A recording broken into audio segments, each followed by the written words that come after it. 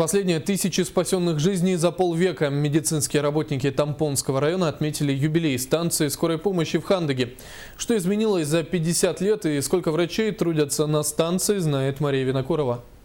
1000 спасенных жизней за полвека. Медицинские работники Тампонского улуса отметили юбилей районной станции скорой помощи. Медработников, ветеранов станции скорой помощи поздравили глава Тампонского района Георгий Герасимов, главный врач больницы Иван Оконечников, представители правкома, поликлиники. Благодарственным письмом был награжден победитель конкурса молодых врачей Якутии в номинации «Лучший участковый врач», участковый терапевт из села Тополиное Владислав Крылов. Героями дня стали фельдшеры, медсестры, водители, 13 человек медицинского персонала станции скорой помощи. К деткам приезжаешь, с детками мы и общаемся, и как бы помогаем им, и хочется помочь.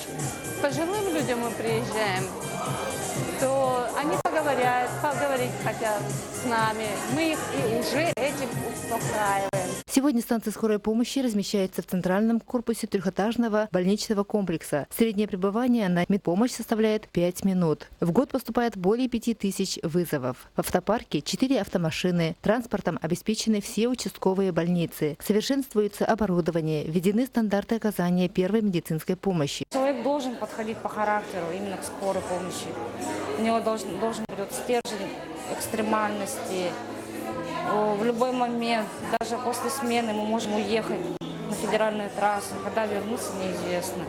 Поэтому все время освобожденные, скорая помощь – это первый наш дом, наша семья. Главное на станции скорой помощи – это люди, коллектив. Именно их руками, их трудом и знаниями живет скорая помощь Тампонского района. Мария Винокурова, Андрей Гордов, НВК Саха, Хандыга.